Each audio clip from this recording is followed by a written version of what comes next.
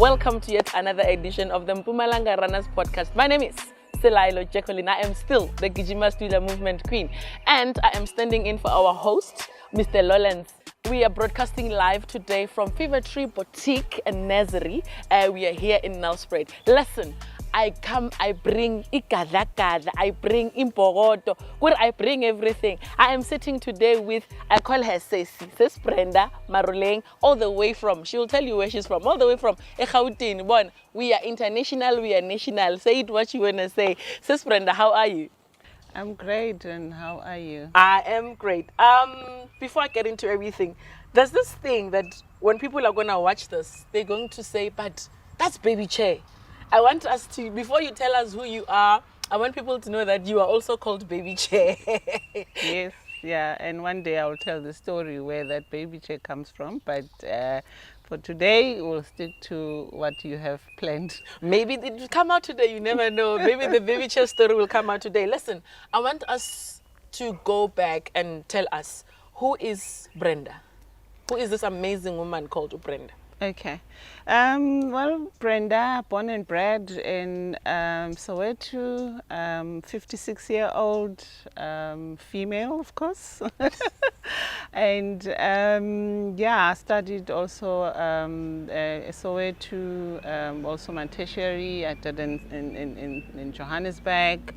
Yeah, and now I found my real love, which I call it a passion project, you know, because what I'm currently doing, or my real love, is not paying a salary. So it's all about a passion, you know. So yeah, that's who I am in a nutshell. Passion project lover. We can say that. Yeah. Miss Passion Project is another name. What you just said is Untwana Sechos. Yeah. Untwana Sesoweto. No, we're gas. We're gas, so Yeah. Sesoweto. I say I'm from Limpopo. Where I come from, Joes. Everywhere in Gauteng is Joes. Yeah. So, Ujwa Mahwe, Ujwa Joes. Ujwa Joes. Now, I want you to take us further. Your passion project. Yeah. What attracted you to it? And obviously, because we are a running podcast, it is definitely running. So what made you get attracted to this crazy world? Yeah. Okay. In 2009, I was diagnosed of breast cancer, and it came from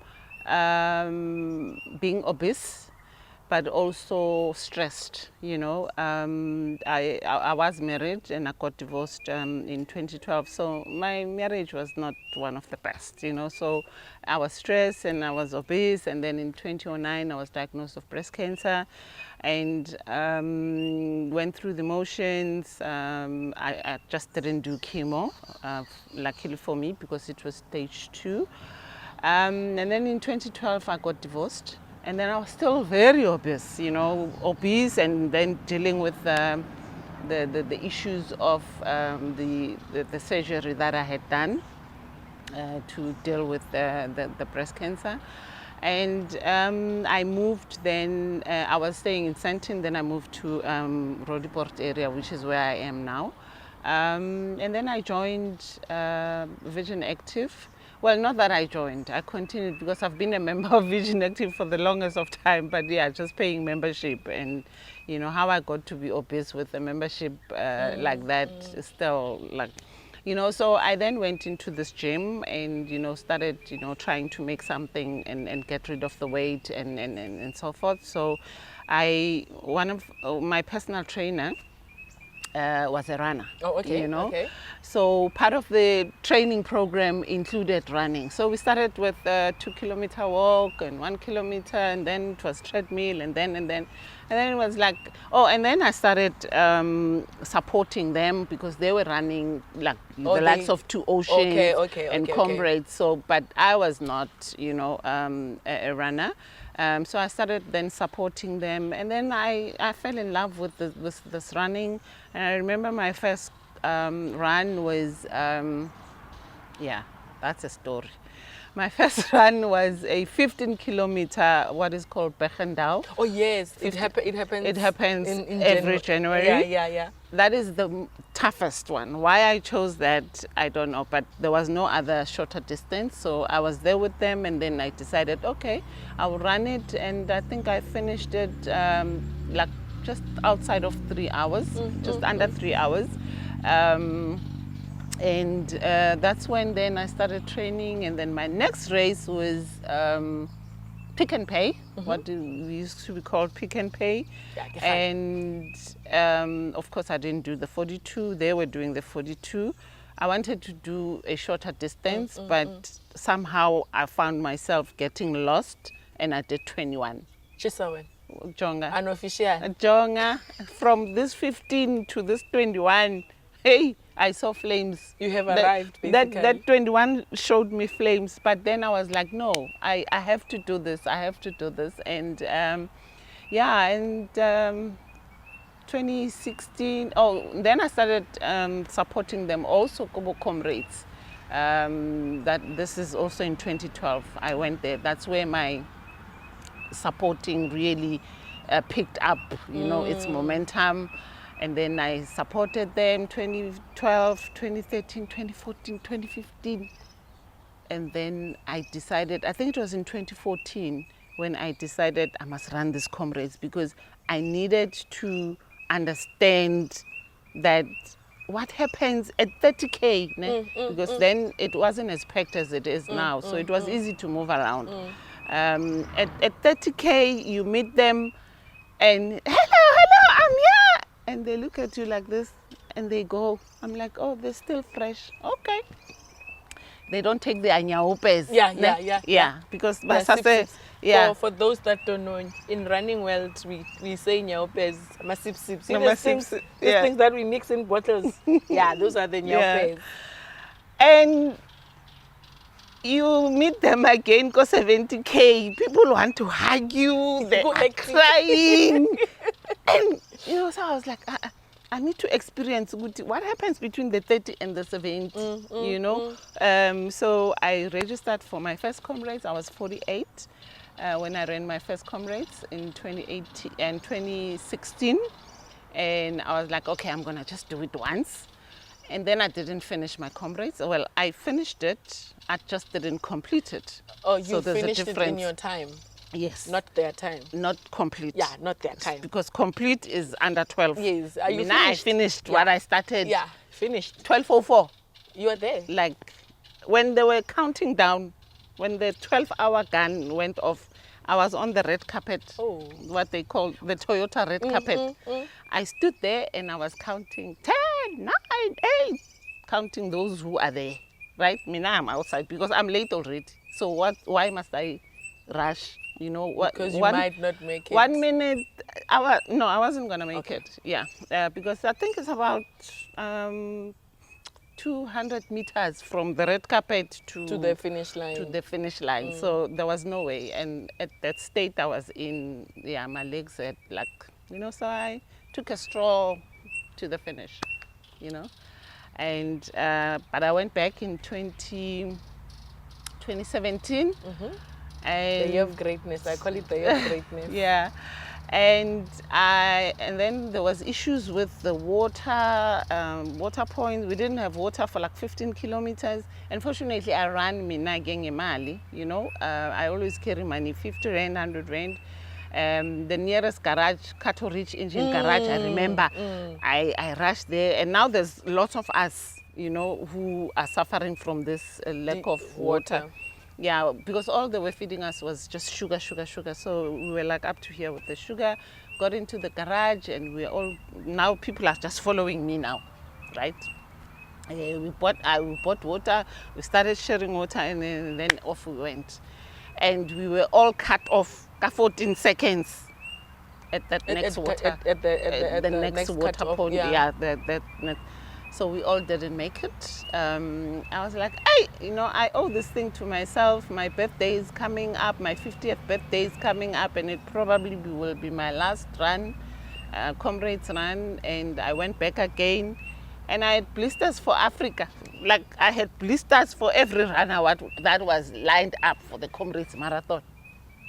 I stopped at 73 kilometers. Okay. And one thing a mistake I did was to take off my shoes to see where this pain is coming from. And a down run is painful, right? I was like, no man, I need to check this. And I took out the socks. I couldn't take them back again. And then I just... mentally seeing stopped. the blisters. Yeah, no, I just stopped. But fortunately, my former club, Manoni, was there. And I just said, no, I'm not. And I had ample time, right? I had... You had this in the bag. That year, I was going to finish Comrades. But the blisters were like, not this year. Not this year, girl. So I just stopped myself and started drinking my nyaupes. But why are you taking nyaupes? They are mine. I bought them. Exactly, I bought them. I want them. My money, this one. I must recover now. Yeah. So yeah. So trying it 3 times and finishing it, not completing it, being cut off and being blistered off. Yeah. You decide, this Comrade thing, let me tackle it in another way. I am now going behind the scenes. This thing of running in the street with Comrades, it's not my thing. I am now going behind the scenes. Ladies and gentlemen at home, viewers, this lady here, she is in the Comrades Marathon Association board. I remember I was one of the people who were pushing for her to be chairperson. I don't know why. We were saying Brenda for chairperson. I don't even know why we were saying that. Maybe it's because we were seeing some leadership skills. This person, people don't know her. She walks into a garage, people are following her. That's leadership right there. So now you are no longer running this Comrades. You are running it. You are not longer the runner. You are now. Now I'm not on the road. I'm in the boardroom. You are in the boardroom. that journey. How did we transitioning into that? I know it. I just want you to give us the, how we got to that decision and the morning of the voting. I know that there are things that happened that morning. There were prayer sessions and whatnot. The morning of the voting, the people who were rallying behind you. How did we get there? Yeah. So, having ran Comrades, having supported Comrades, and now being part of Urithi Athletics Club, and we have a race ourselves, I needed a bit of experience on a larger scale. And in 2023, I then registered as a Comrades Marathon Association member. Yeah. Right? And I remember the 2023 elections elections held in November. Then there was a form that you'll complete if you want to belong to ROC, and volunteer. And I was like, I'm already in this volunteering thing. Let me just, volunteer. So I registered. My application was, I can do water points. I can be in marketing. I can be, because then that's the experience that I bring. And then in 2024 January, I got a call from N. N was it's the former race operations manager, Rom. I get a call from N, says, oh, I'm so sorry to be phoning you now, but I'm just putting together this ROC team and are you still interested? I was like, of course I'm interested. What do you mean? To mommy now, what's up? And she was like, oh, okay, I'll send you an email, because I've established this new, there were 2 new portfolios that she had set up, and one of them was the Winner's Circle, and then there was also something to do with athletes. I was like, I'll take the Winner's Circle, because our vision at Urithi is preparing future champs. So I want to be able to see these champs when they finish, what do they look like, so I can motivate others. And yeah, she gave me the Winner's Circle one, and wow. What an experience. And I did say to her the other day, I owe this experience to you, because if you had not made that call to me, I probably wouldn't, be even where we are today.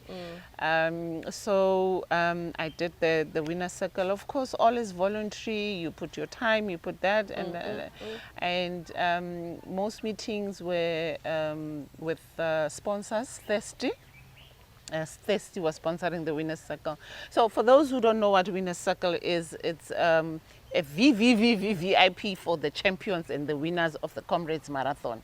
All the top 10, both male and female, and their coaches, you know, they have their own section where they come after running and they can chill and, you know, have some recovery before they go for presentations or even being tested by for doping. No, they don't call it doping. Yeah, we don't call it doping. There's another word. Technical people will don't prefer doping. Okay. Doping is something else. Okay. Yeah, but yeah, for the lack of me remembering that word, doping. Yeah. So yeah. So and it meant that I sacrificed the seconding part, you know, On the road, yeah. on the road. But fortunately, you know, at Urithi, we have a team of people that were able to say, they said, no, Sis Brenda, no, go and do what you have to do, you know. It's part of your journey, it's part of the legacy. So I left Gauteng on a Monday to go to Pietermaritzburg. So for that whole week, while you guys are packing up and stressing about and organizing your pacing charts and packing techies and packing another one and socks, and I mean, I was already in Durban because then we were working at the finish and we needed to make sure that, you know, that is done. And yeah, if you're in marketing or event management, you would then know the logistics around, you know, making sure that this is done, that is done. So, you know, I had to go and deal with suppliers and, you know, toilets needed to be cleaned, showers and so forth. So yeah, that's when, and then the catering and so that was the experience. So it was that experience that Yeah. said, I want to be in the board. No. Okay. Yeah. If you can just Yeah. a little unori, or maybe Yeah. you're No, not I'll yet- tell. okay, No, yeah. I'll tell you. So I think because I did such a brilliant job at with the Winners Circle, you know, and it was the first, you know, for Comrades Marathon. Well, they had it in the last time they had it was in 2012, so they had brought it back. So technically, it was the first. So and then I got a call. Now I'm back. It's after Comrades, and I'm back. And I get a call from, I will not mention the name. Someone says, "Are you? Elections are coming up." I was like, "What elections?" Like, no, Comrades elections are coming up in November. Are you up for the challenge? What up for the challenge? No, like, no, but you see, we need. So I mean, I'm very vocal, right? Yes. And at the 2023 AGM, you know, I started asking this and, okay, what about this?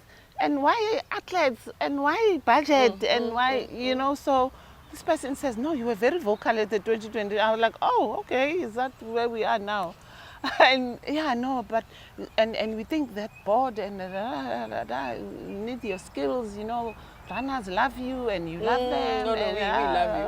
I say we love you. Yeah, so I was then called into, you know, I was like, okay, yeah, no, why not, you know. Then I had to check with my exco at Urithi if I can, and they said, no, it's fine, go.